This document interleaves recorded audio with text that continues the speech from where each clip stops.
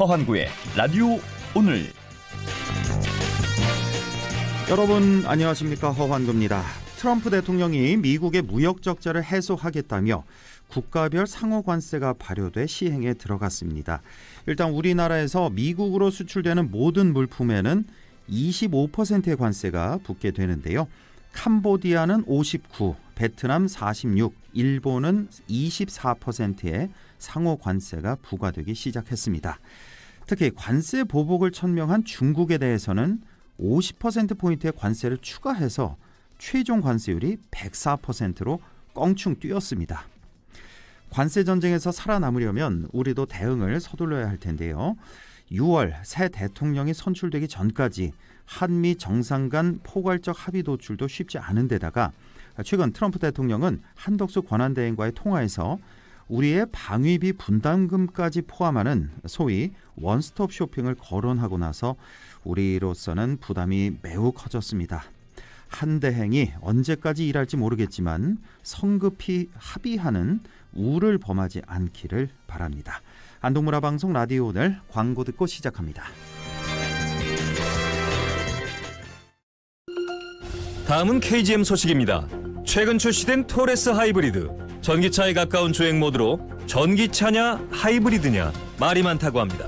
듀얼테크 하이브리드의 뛰어난 도심 연비. 결론은 하이브리드, 성능은 전기차입니다. 실구매가 3,100만 원대부터 토레스 하이브리드 KGM. 멋진 옷이 필요할 때 웰메이드 가지요. 잘 만든 옷, 잘 맞는 옷, 언제나 우리 곁에 웰메이드 가지요. 국민의 옷집 웰메이드. 웰메이드에서 만나요. 4월 9일 수요일 라디오 오늘입니다. 1부 김필수의 차필 규정 함께하고요. 2부 이슈 오늘에서는 봉화군 국민체육센터가 군민들의 많은 사랑을 받고 있다고 하네요. 봉화군 체육회 권영석 사무차장을 연결해 보겠습니다. 이어서 배종찬의 리서치 오늘 함께하겠습니다. 라디오 오늘 많은 애청 바랍니다.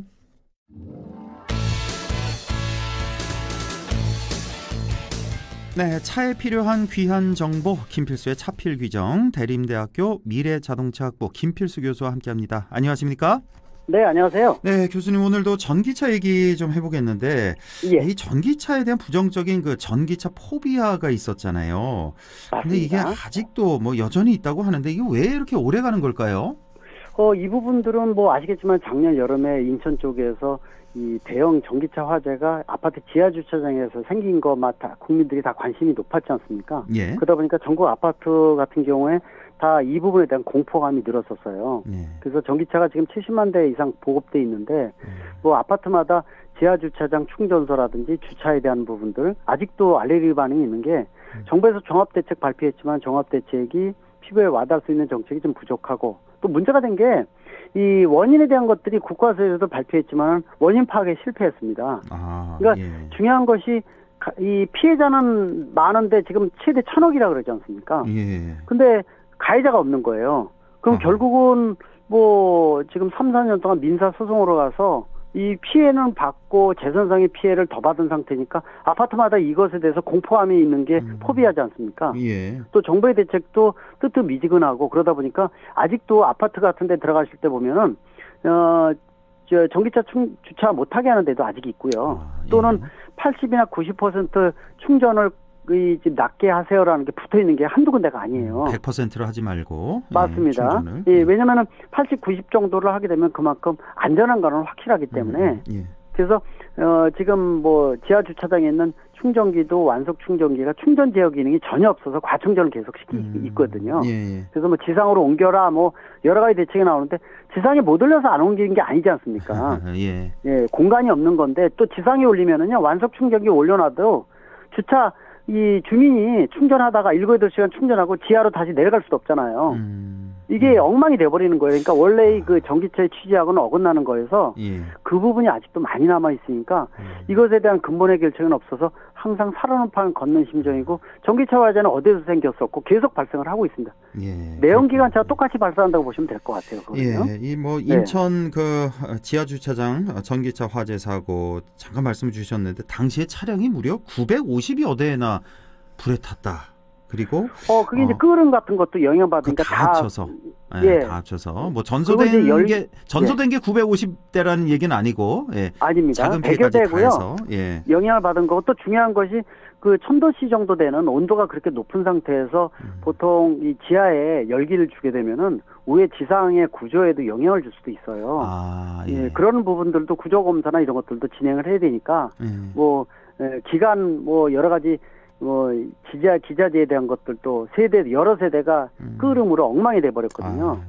그래서 한 달 이상을 바깥에서 그 여러 집들이 생활하는 경우도 있었고, 그래서 그 부분이 해결이 지금 아직도 안 되고 있어요. 그러니까 민사소송으로 가니까 이거는 아파트 어렵게 내가 이 집을 마련했는데 이런 공포감을 지고 있다는 것도 굉장히 문제가 있지 않습니까? 이거는 정부에도 책임지고 해결해야 되는 자세가 좀 중요하다고 볼 수가 있습니다. 지금 책임 공방이 계속되고 있다, 민사소송 중이다라는 말씀 주셨는데, 그럼 책임 공방이 어디 차주에게 있다는 거예요? 아니면 제조사에게 있다는 거예요? 좀 누구와 누가 싸우고 있다는 거죠? 국가수에서도 원인은 모르지만은 단서정을 하나 붙였어요. 뭐냐면은 바닥에 배터리의 충격으로 인해서 화재가 났을 가능성 배제할 수 없다, 이렇게 내버렸어요. 이게 무슨 얘기냐면은 차주가 운전할 때 바닥에 배터리 과속 방지턱이나 모서리 같은데 충격을 준 거 아니냐라는 뉘앙스를 주니까 차주도 자연스럽지가 못하게 된 거예요. 이 항목 때문에요.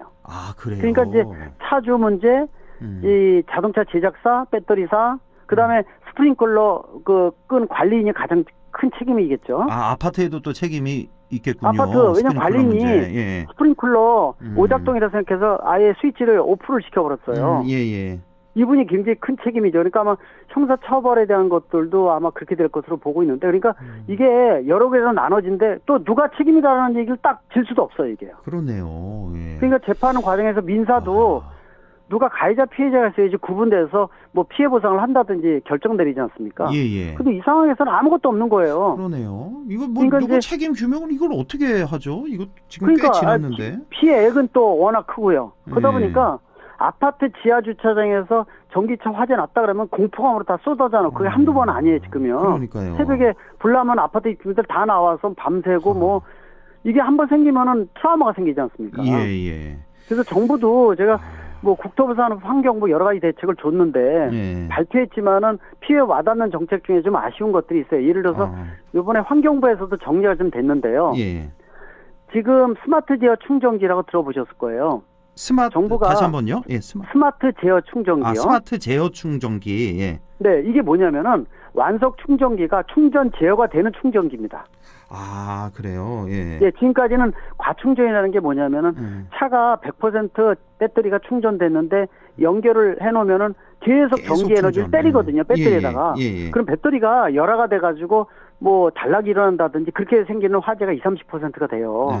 그래서 이 80에서 끊어버리면은 배터리에 영향을 안 주니까 그런 요인도 상당 부분 제거할 수 있는 건데, 그런 게 스마트 제어 충전기예요. 그러니까 충전을 꽂아놓으면 100% 충전이 된 이후에 계속해서 충전이 되는데, 이 스마트 제어 충전기는 이게 설정을 할 수가 있는 거군요. 난 80만 하겠다, 90만 하겠다. 설정을요. 예를 들어 아파트마다 입대위에서 결정을 하면은 우리 지하 주차장 90%까지만 하겠습니다. 세팅을 시켜버리면 되는 거죠. 그러면 충전기가 90% 끊어버리면 안전하지 않습니까, 좀. 그렇죠. 근데 그게 스마트 제어 충전기예요. 그래서 그거를 보급을 좀 약간 좀 문제가 있어서 요새 좀 정상으로 올려놨거든요. 그래서 그런 거를 진행하는데 좀 아쉬운 게 뭐냐면은 올해 책정된 예산이 굉장히 큽니다. 스마트 제어 충전기 보조금이. 근데 문제가 전국에 있는 30만 개 완속 충전기가 이 기능이 하나도 없거든요, 지금 현재. 그러면 전국에 아파트 있는 지하 주차장에 다 이 기능이 없어요. 그러면 정부가 이 스마트 제어 충전기를 기존 걸 교체를 해주는 게 중요하지 않습니까? 기존 걸 교체해줘야지 이 기능이 살아난 건데 교체 비용이 거의 없어요. 신설 비용만 있는 겁니다. 교체 비용은 없고 신설 비용만 있다. 2,300억인가 그런데 교체 비용은 300억인가 그렇게만 책정돼 있으니까 교체가 거의 없는 거예요. 그러면 전국에 있는 30만 개는 그냥 쓰고 있는 게 불안한 상태에서요. 그래서 이 정부에서는 신설로 자꾸 넣는 이유가 대수를 올리려고 탁사행정 느낌이 있거든요.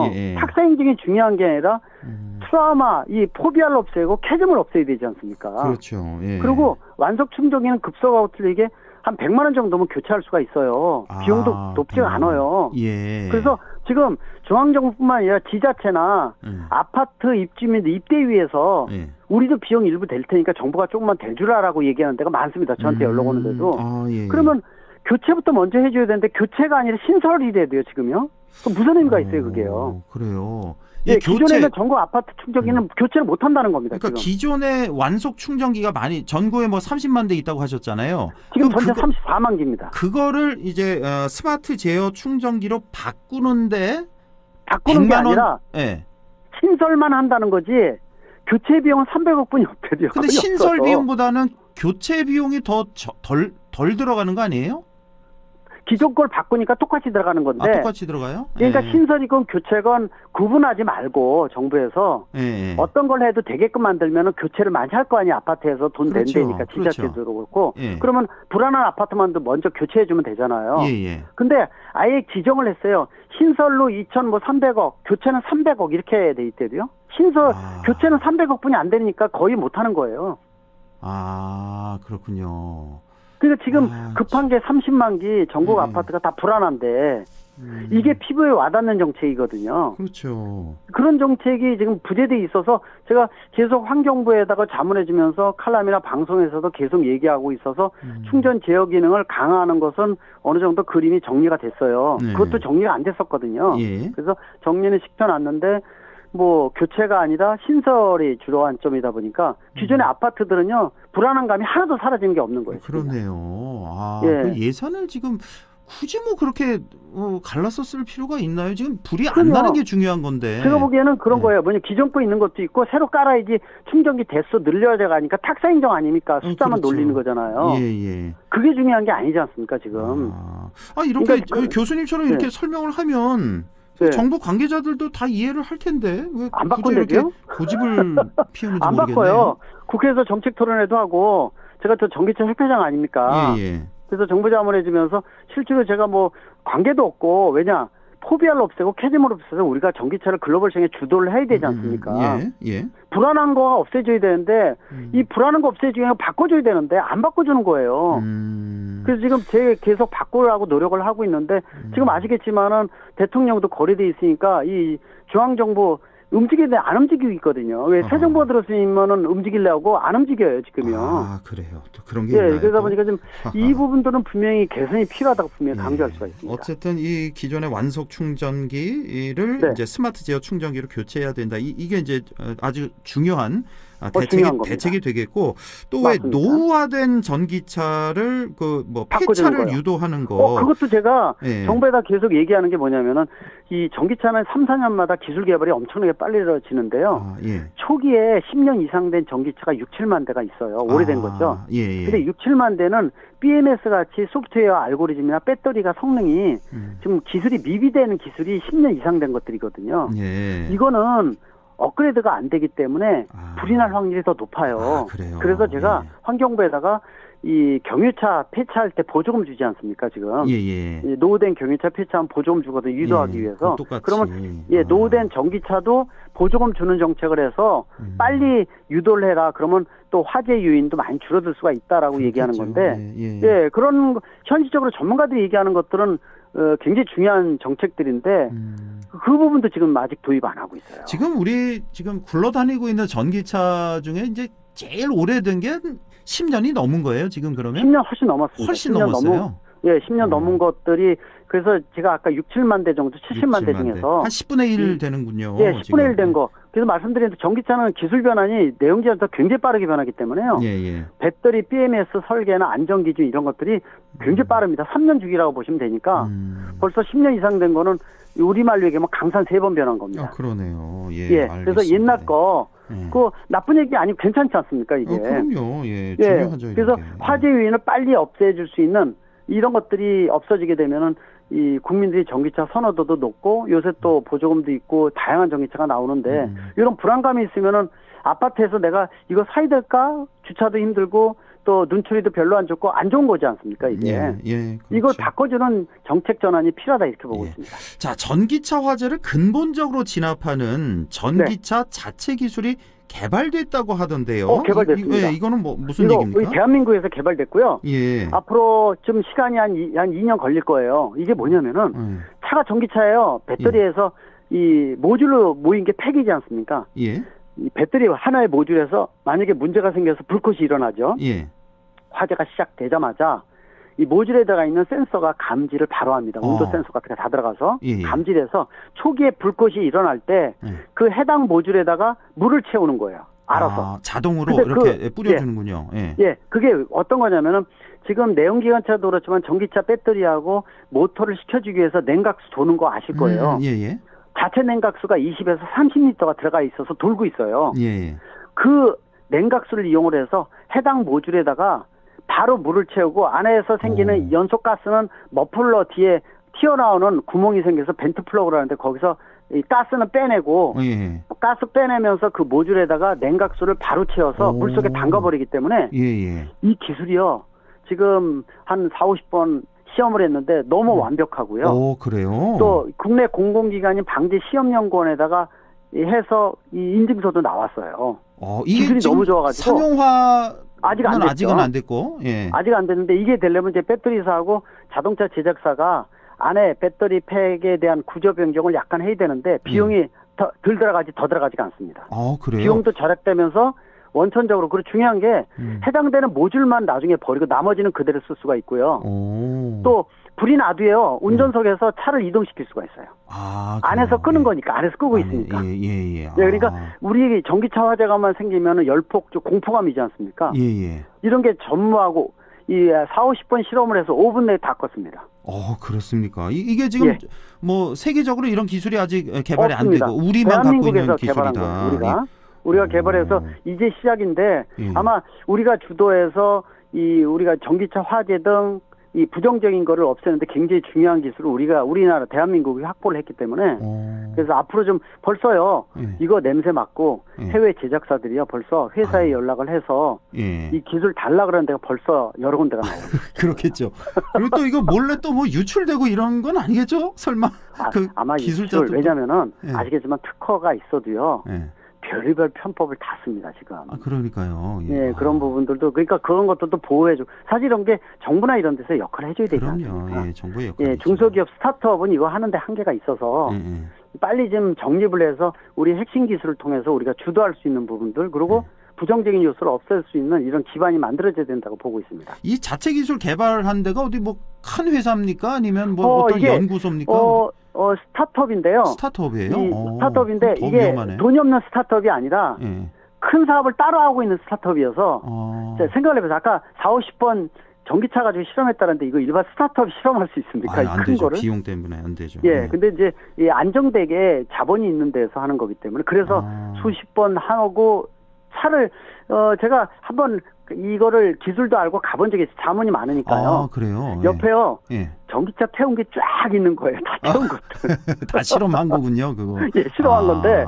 근데 이제 그 정도로 완성도가 높아져서 또 공공기관에서도 시험 성적도 너무 좋게 나올 정도로 자기네도 놀랄 정도로. 그렇군요. 의미가 있어서 아마 이런 부분들은 저 같은 사람이 이제 나서서 좀 이제 빨리 안정되게 우리 기술을 주도를 하고 또 국내 제작사는 물론이고 서로 위는 개념으로 갈 수가 있지 않습니까? 그렇군요. 그래서 안심하고 쓸 수 있는 전기차 아마 조만간에 나오지 않을까 이렇게도 보고 있습니다. 다행입니다. 아주 반가운 소식이고. 맞습니다. 이 기술 보완을 좀 철저히 잘해서 우리가 요 기술을 탑재해서 우리 지금 뭐 배터리 잘 나가고 있는데 이것만 잘 탑재해서 배터리 하면은 훨씬 더 잘 되겠는데요, 배터리 산업이. 지금 한중 간의 배터리 싸움 아실 거예요. LFO NCM 배터리인데 NCM 배터리가 좀 불리한 부분이 있었는 게 이 내화성이 떨어졌거든요. 근데 이 기술 룸으로 인해서 NCM이 주도할 수가 있어서 우리 배터리가 주도할 수가 있습니다.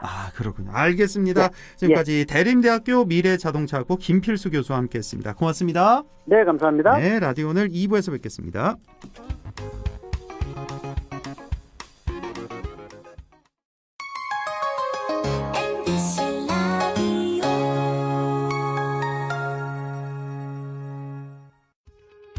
오늘도 안전하게 음주운전 예방수칙 알려드립니다. 첫 번째, 술자리가 예정된 경우 미리 귀가 방법을 정하고 차는 가져가지 않는 것이 안전합니다. 두 번째, 음주 후 자전거나 전동 킥보드를 이용하는 것도 음주운전 처벌 대상에 포함됩니다. 세 번째, 과음을 한 다음 날에는 대중교통을 이용해 주세요. 숙취 음주운전 역시 처벌 대상입니다. 네 번째, 음주운전을 방조하는 경우에도 3년 이하의 징역형 또는 1,000만 원 이하의 벌금형에 처해질 수 있습니다. 적극적으로 말려주세요. 위험한 음주운전 미리 예방하여 소중한 생명을 지켜주세요.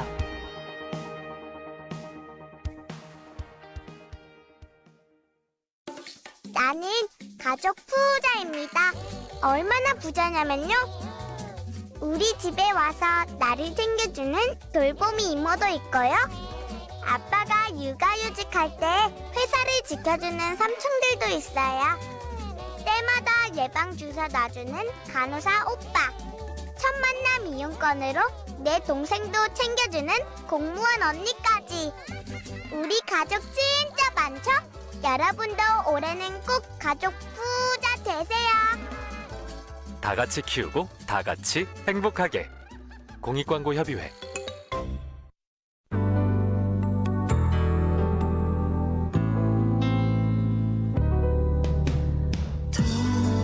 어렵던 날도 많았죠. 우리 함께 한다면 따스함을 느껴요.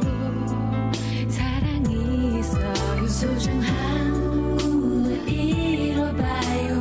우리 함께 여기 있으니 감동과 사랑 있는 MBC 라디오 문화방송 100.1 MBC 라디오. 네, 6시 27분 6초 지나고 있네요. 이슈 오늘 시작합니다. 지자체마다 주민 건강을 위해 다양한 체육시설을 많이 마련하고 있는데요. 봉화군은 국민체육센터가 큰 역할을 하고 있다고 하네요. 봉화군 체육회 권영석 사무차장을 연결해 보겠습니다. 권영석 차장님 안녕하십니까? 네, 안녕하십니까? 네, 수고 많으십니다. 자, 지난 2020년에 문을 열었군요. 봉화국민체육센터가 군민들의 사랑을 많이 받고 있다는 소식인데요. 봉화국민체육센터에 대해서 좀 더 자세히 알려주신다면요. 예, 봉화국민체육센터는 지하 1층, 지상 2층으로 연면적 5,000평방미터 규모로 2020년에 개관하였으며 부지 면적 7만 평방미터의 복합 스포츠 단지가 함께 조성되어 있습니다. 네. 1일 이용객은 평균 500명 선으로 지역 총 인구수 대비 많은 지역 주민들께서 활발히 이용하고 계십니다. 매일 500명 선이 이용하고 있는, 사랑을 많이 받고 있는 봉화국민체육센터가 되겠습니다. 그러니까 그 복합 스포츠 단지가 있군요. 봉화에. 그 안에 이제 봉화국민체육센터가 있는 거죠? 같은 위치에? 네, 같은 위치에. 그렇죠. 예. 자, 봉화국민체육센터 그러면 어떤 시설을 갖추고 있나요? 예, 봉화국민체육센터 내 체육시설로는 볼링장 11레인과 실내 수영장 6레인, 헬스장, 탁구장 등이 있으며 복합 스포츠 단지에는 돔형 테니스장, 축구장, 풋살장, 농구장, 씨름장 등 여러 종류의 체육시설을 겸비하고 있습니다. 그렇군요. 봉화국민체육센터 내에는 볼링장, 수영장, 헬스장, 탁구장이 있고 복합 스포츠 단지에는 이제 테니스장, 축구장, 풋살장, 농구장, 씨름장까지 아주 다양하게 갖추고 있습니다. 자, 봉화군에는 군민을 위한 다양한 체육 시설이 있는데요. 봉화국민체육센터 말고는 또 어떤 체육 시설이 있을까요?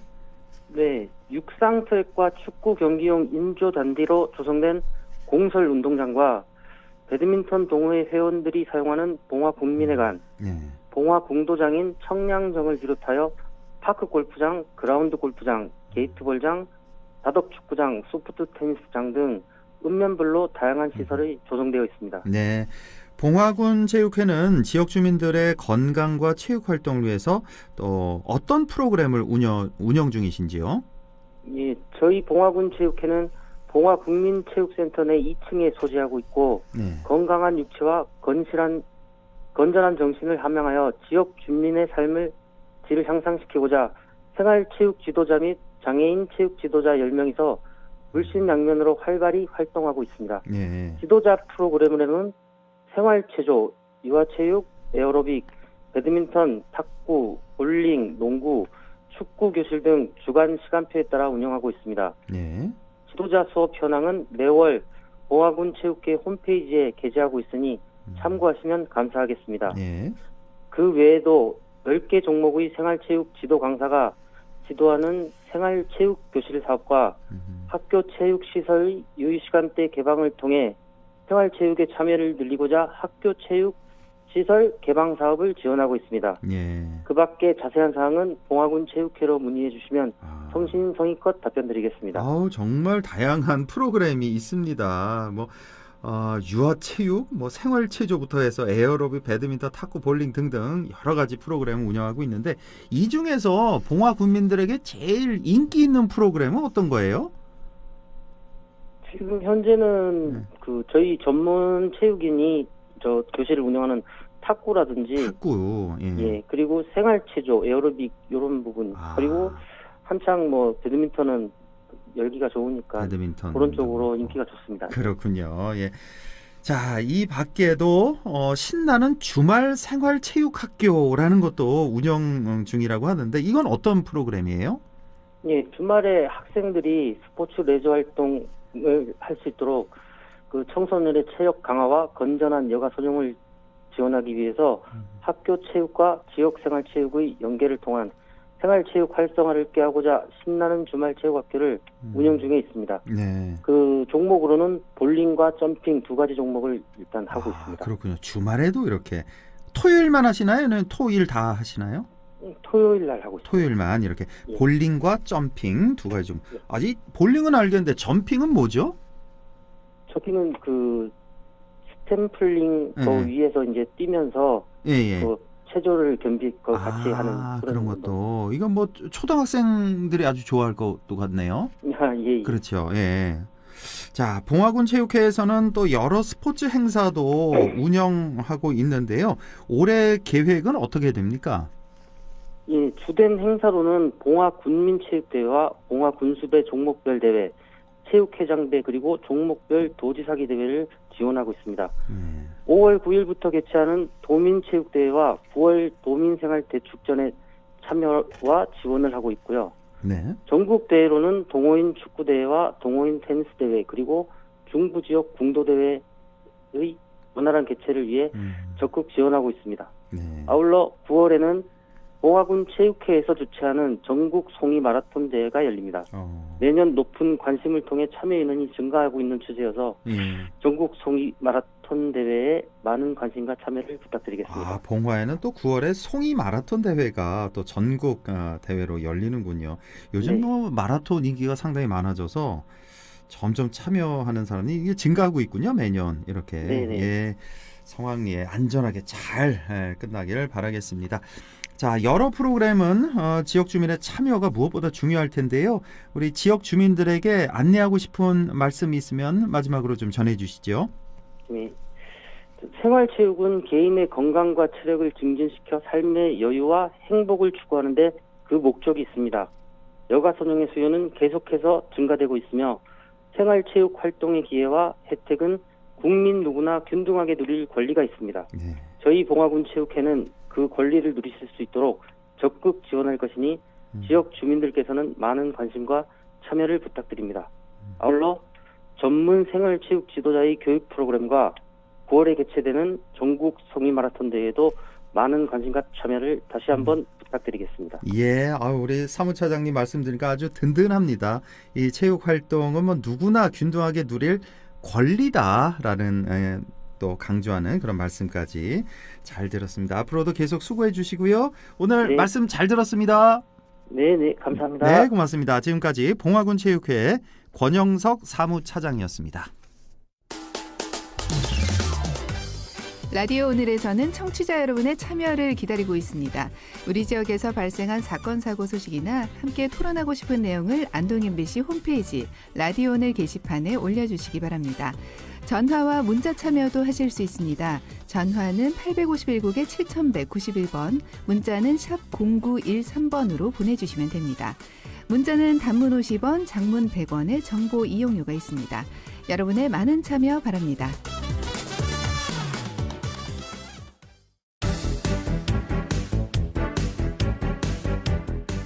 네, 리서치 오늘 인사이트 K 배종찬 소장과 함께합니다. 소장님 안녕하십니까?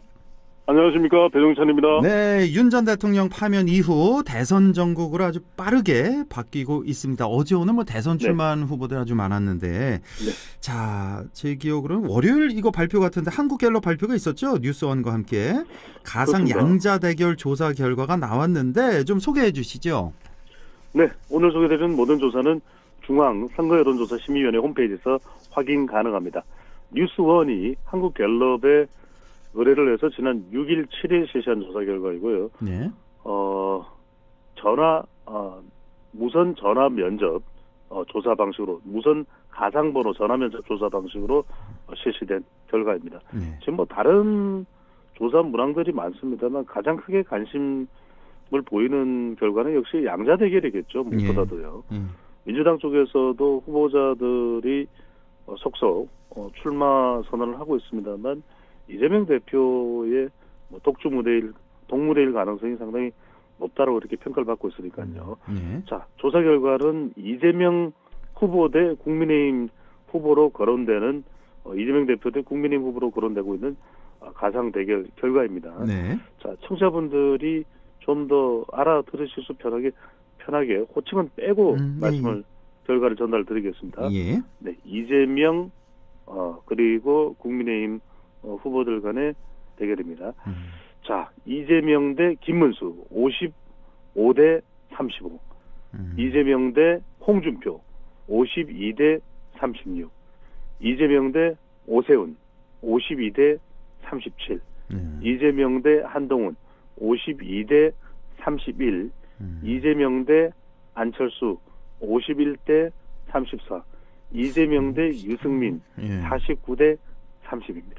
다 5차 범위 밖으로 두 자리 수로 이재명 대표가 국민의힘 후보로 거론되는 인물들을 앞서는 결과로 나타났습니다. 이거 뭐 다 거기서 거기 비슷하네요. 차이가 뭐 큰 의미가 있다고 볼 수는 없겠는데요. 누가 그렇죠. 앞선다고 할 수는. 이재명 대표는 49에서 55까지의 범위로 나왔고요. 그리고 이 국민의힘 후보로 거론되는 인물들은 30%대로 다 나왔습니다. 그러네요. 그러니까 이재명 대표는 양자 대결로 가는 경우에 49%도 있습니다만 대체로 이제 50%대로 나타나고 있고, 국민의힘으로 거론되는 후보들은 대체로 30%대의 결과로 나타났습니다. 그러니까 지금 보니까 차이가 한 뭐 15에서 한 20% 포인트 정도, 뭐 대략적으로 그 정도 이렇게 나고 있는데, 글쎄요. 근데 이 정도 차이가요. 1대1 대결로 이제 최종 후보 대결로 국민의힘 대 이재명 대표 이 대결로 간다고 했을 때 이 정도 차이가 과연 유지가 될 것이냐, 아니면 아니다, 뭐 결집하기 때문에 양 진영에서 차이는 확 줄어들 것이다. 이거 어떻게 봐야 됩니까? 줄어듭니다. 줄어드는 줄어들죠. 이유는 뭐냐면 2007년 대선을 기억들 하실 거예요. 그때가 이제 역시 TK 출신의 이명박 후보가 이명박 대 압승으로 정동영 이제 그렇죠, 끝나는 결과였는데, 그때는 이제 이명박 후보로 거의 사실상 대선이 이미 예선이 본선이었다. 그러니까 그때 이명박 박근혜 이명박 예선. 대 박근혜 대결이 사실상 본선처럼 관심과 주목을 끌었고, 사실 본선에서는 박근혜 후보를 예선에서 이제 경선에서 꺾었던 이명박 후보는 거침이 없었죠. 그러니까 사실상 본선이 큰 의미가 없었는데, 이번의 경우에는 사실은 예선전이 그렇다고 따로 있는 건 아니거든요. 그런 만큼 이제 국민의 후보 대 또 이제 이재명 대표의 민주당의 이제 대결인데, 그러면 이번 대선에 이제 구도가 많이들 이제 궁금하실 거예요. 내 소장 좀 뭐 명쾌하게 설명해 주세요. 이렇게 이제 우리 청취자분들 얘기하실 텐데, 저는 정말 아주 신박한 그런 구도의 설명을 들었습니다. 어떤? 이재명 대 반 이재명 구도가 아니냐 그렇게 이제 설명을 하는 경우들이 많은데, 이재명 대 이재명의 대결이라고 합니다. 그러니까 이재명 대표가 본인이 결집하고 있는 이 지지율을 얼마나 확대하느냐의 경쟁과, 또 이재명 대표가 이른바 비호감이라고 하는 부분이 얼마나 더 확대되는 것을 막을 수 있느냐고 하는 경쟁. 그러니까 이적이죠. 이재명 대표의 적은 이재명이다. 그렇죠. 그러니까 이게 이제 한 인물을 놓고서 이렇게 선거가 되는 경우가 되면 이보다는 더 좁혀질 수밖에 없는 것이 결과적으로는 이재명 대표의 반대표도 모이거든요. 그렇죠. 시간이 당연히 지나면서. 모이죠. 지금은 아니지만 시간이 지나면서는 뭐 TK 지역 내에서도 이재명 대표의 고향도 TK지만 또 이제 이게 또 대전쟁이 됩니다.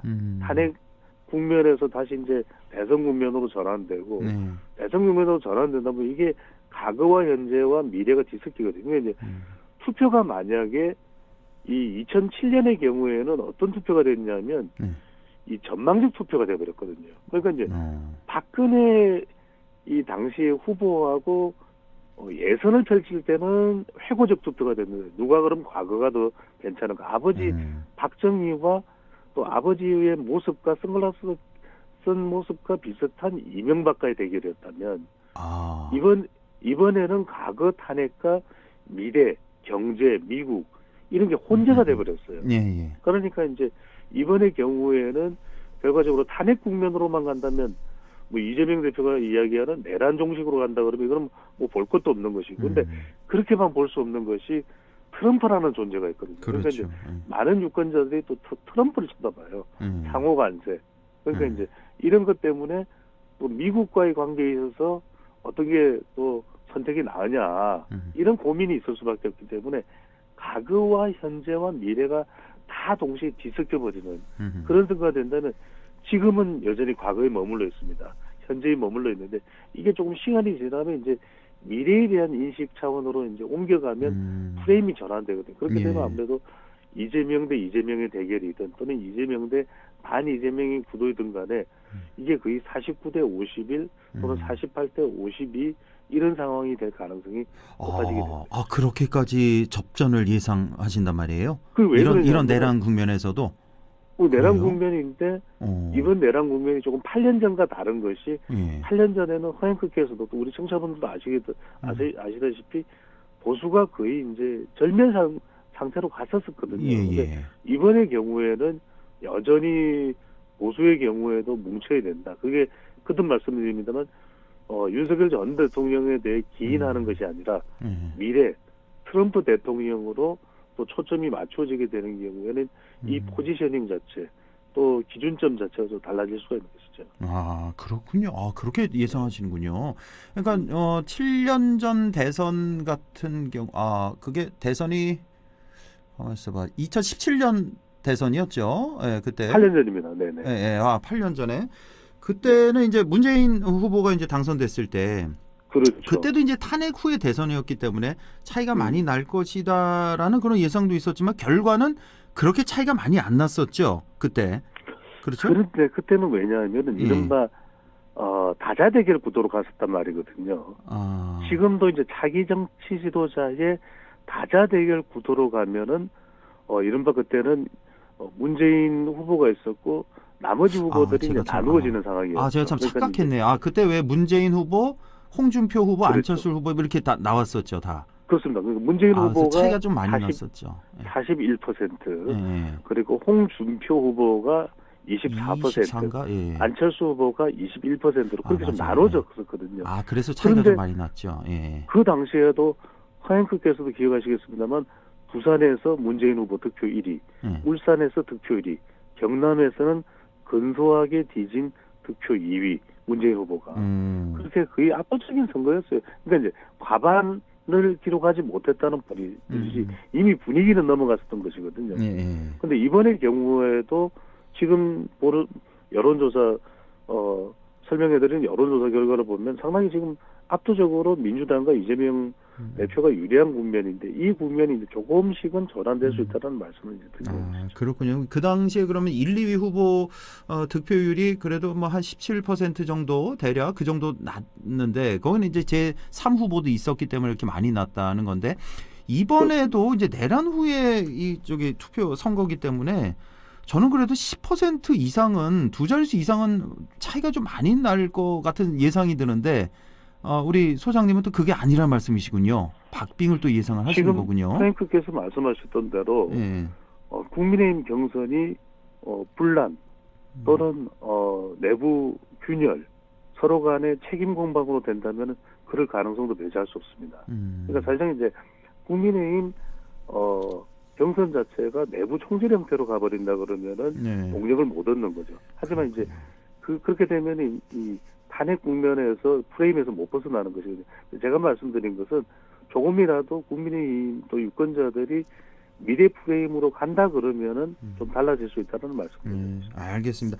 지금 국민의힘 후보 거론되는 인물이요 무려 한 20여 명 이렇게 육박할 정도로 난립. 더 될 수 있다는 이야기입니다. 더 될 수도 있다. 그러니까 여기 근데 인물을 보면요, 지금 정말로 이제 대선 후보로 나서는 진짜 내가 국민의힘 후보가 될 수 있다, 이제 가능성이 충분하다라고 생각하는 후보가 한 4-5명 되는 것 같고, 나머지는요 내년 지방선거용 아니면 당내 입지 다지기용 이렇게 해서 한 3분할 할 수 있는 거 아닌가요? 지금 국민의힘 후보들 그렇죠. 보면. 그래서 이제 지금 많은 후보들이 출마가 거론되고 있고 난립이 예상되는 이유는 뭐냐면 첫 번째는 특별한 유력 후보가 없습니다. 아주 유력해서 사실상 그 사람으로 거의 수렴될 가능성이 높다라고 본다면은 많은 후보들이 출전하기는 어려워져요. 두 번째는 그렇다고 하더라도 이렇게 20여 명이 나온다 그러면 컷오프에서 살아나기 힘들 텐데 왜 나가느냐. 방금 전에 허한구 앵커의 설명이 빙고 맞습니다. 여기에는 이제 자기 정치용 출마가 다분히 담겨 있다는 것이죠. 그러니까 이재명 대표 한번 맞붙어 본다. 나와서 이제 토론회가 됐든 아니면 꼭 토론회가 아니더라도 자기의 이 정치 홍보를 할 수 있는 장이 될 수가 있다는 것이죠. 일종의 이제 시장이 섰다고 볼 수 있는 것이죠. 그렇다면 지방선거가 됐든 아니면 다른 정치 행보, 당권 도전이 됐든 이런 포석이 깔려 있다고 볼 수 있는 것이고, 이제 세 번째로는 이런 부분을 볼 수 있습니다. 그렇다면 결과적으로는 이번 이 정치적인 또 하나가 뭐냐면은 이번 이 경선의 경우에는 사퇴를 굳이 하지 않아도 됩니다. 그러니까 5월 3일에 저 확정이죠, 후보. 당내 그렇습니다. 후보가 5월 3일 확정이니까. 이 공직자의 경우에는 4일 사퇴를 5월 4일까지는 사퇴를 해야 되거든요. 그러니만큼 경북지사가 됐든 대구시장이 됐든 사퇴하지 않아도 되는데 홍준표 시장은 이제 사퇴를 합니다. 그런 이유는 홍 시장의 경우는 배수진을 치겠다. 그리고 또 만약에 정권 교체가 되고 난다면 내년에 지방선거에 한 번 더 출마를 무슨 소용이 있겠느냐. 그래서 본선 후보가 돼서 대권에 도전하면 좋은 것이고, 그래서 대통령이 된다면은 더할 나위 없겠지만 그렇지 않다면은 당권에 도전할 수도 있는 전략적인 의미가 깔려 있는 것으로 보입니다. 그렇군요. 지금 다들 아시겠지만 후보 김문수, 홍준표, 오세훈, 한동훈, 유승민, 안철수 여기 거의 100% 나온다고 봐야 되고, 이철우 경북지사는 오늘 이제 출마 선언을 했고요. 유정복 인천시장도 했고. 그러니까 여기 보면은 김태흠, 이장우 이렇게도 거론이 되고 있어서 웬만한 시도지사는 좀 나올 것 같아요, 지금. 그렇죠? 계속 거론이 되고 있네요. 하는 이유는 뭐냐? 방금 전에 말씀드렸듯이 굳이 이 본선 후보가 안 된다 하더라도 사퇴하지 않아도 되니까 내년 지방선거를 앞두고서 자신의 존재감을 잔뜩 또 키울 수 있는 기회가 될 수 있다라는 거죠. 지난 대선에서는 이제 마지막 4명 갖고 최종 경선했던 기억이 있는데, 그렇죠? 그때 왜 홍준표, 윤석열, 원희룡, 유승민이었나요? 이렇게 4명 최종 경선했었는데, 이번에는 최종 경선 4명이 할 것이냐 아니면 2명만 할 것이냐라는 얘기가 좀 나와요. 그러니까 2인으로 이제 축소하겠다. 이게 어떤 의미를 담고 있는 건지, 여기 한동훈이나 유승민을 좀 배제하기 위한 거 아니냐, 이런 얘기도 좀 나오고 있어서요. 어떻게 보십니까? 이게 경선 룰이 어떻게 되느냐에 따라서 특정 의도가 깔려 있는 것 아니냐. 또는 하나는 흥행 의미, 흥행 목적이 또 담겨 있는 것인데, 방금 전에 말씀하셨던 대로 완전 국민 경선제, 그러니까 당원들의 비중을 더 늘리고 또 컷오프 되는 숫자를 줄이게 되는 경우에 방금 전에 말씀하셨던 대로 국민 여론조사, 더군다나 그것을 완전 국민경선제, 국민의힘 지지층이 아니라 누구든지 참여해서 선택을 하게끔 만들게 되면은 유승민 전 의원이나 또는 탄핵에 찬성 의사를 분명하게 표시했던 한동훈 전 대표가 이제 더 유리할 수 있습니다. 그렇죠. 완전 국민경선제로 가게 되면은. 예. 그런데 이제 그 경선 룰을 선택할 가능성은 매우 낮다. 이렇게 봐야 되겠죠. 예. 또 한편으로는 방금 전에 이제 말씀하셨던 대로 이렇게 뭐 4명을 이제 최종적으로 선택해서 본경선에 올리느냐, 아니면은 3명을 하느냐, 2명을 하느냐. 이건 이제 경선 흥행의 목적이 깔려 있는 것으로 보입니다. 이제 4명, 3명보다는 좀 결선 투표 방식으로 최종적으로는 한 2명 정도만 올라가게 되면 2명이 막 앞서거니 뒤서거니 또는 이렇게 하면서 좀 더 이 국민의힘으로서는 경선 흥행을 통해서 이제 컨벤션 효과로 유권자들의 관심과 지지를 끌어내는 게 더 중요하거든요. 그런 목적인데 아직까지 이 부분은 논의 중입니다. 그래서 후보자들 간에도 이 부분에 대해서 상당히 이제 예민하게 반응할 수 있기 때문에 상당히 이제 어떤 결과가 경선 룰로 정해지느냐에 대한 관심은 모아지고 있는데 대체로 지금 전개되고 있는 상황을 보면 저도 모릅니다. 단정할 수는 없는데 대체로 좀 기존 룰대로 조금 한동훈 전 대표나 유승민 전 의원에게 그다지 유리하게 갈지는 좀 지켜봐야 될 것 같습니다. 예, 알겠습니다. 자, 그런데 참 기가 막힌데 이 한덕수 대행이 지금 뭐 이완규 법제처장을 헌법재판소 재판관을 지명을 해서 지금 논란이 되고 있는데 지금 여기에 대해서 오늘 나오는 방송 보니까 또 한덕수 차출론, 대선 출마론까지 나오고 있어요. 정말 기가 막히더라고요. 이거 어떻게 보셨습니까? 한 2분 남았네요, 시간이 2분. 예. 네, 짧게 말씀드리면 이제 첫 번째 이른바 이제 나오는 설명은 한덕수 권한대행의 뭐 알박기 포석이 아니냐. 그래서 첫 번째로는 마은영 헌법재판관 후보자 그동안 임명을 미뤄왔거든요. 그래서 뭐 재탄핵 추진될 것이다라고 하는 이제 압박도 있었습니다만 결과적으로 이제 대통령에 대한 파면 선고가 나오고 난 이후에 민주당에서는 거둬들였습니다만 뜨악할 정도로 이제 또 민주당을 타격한 것이 바로 여기 이완규, 함상훈 2명의 대통령 후보자에 대한 지명이거든요. 헌법재판관 후보자. 그런데 이완규 후보자의 경우에는 법제처장을 역임했죠.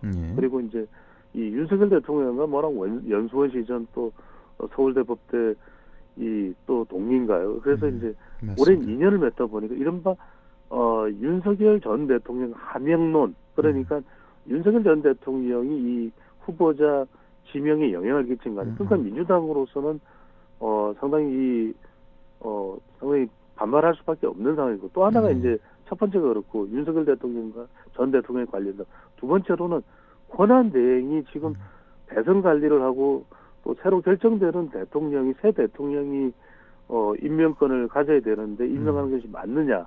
바로 이 반발에 강력하게 부딪히고 있는 상황에 한덕수 권한 대행에 대해서 국민의힘 내부에서는 심지어는 이번 대선 차출론까지 나오고 있거든요. 그러니까요. 예. 그러니까 지금 뭐 이걸 도대체 어떤 설명을 해야 될지 이러다가 민주당과 좀 지금 대결하는 그런 상황으로 전개되면서 어느 일정한 시점에 아직까지 뭐 이 대선 후보자 등록 기간이 마감된 것이 아니기 때문에 지금은 선을 분명하게 긋고 있습니다. 아예 출자도 이야기하지 말라라고 하는 한덕수 권한 대행이지만 여론조사에서 한덕수 권한 대행이 상당히 경쟁력 있는 후보라는 결과가 나왔을 때 과연 어떤 선택을 또 하게 될지 이 부분이 상당히 그래서 지금 민주당과의 갈등 관계 전면에 다시 한덕수 권한 대행이 서게 됐는데 민주당 초선 의원들은 탄핵에 들어가자 이런 반응까지 나오고 오히려 이 한덕수 대행이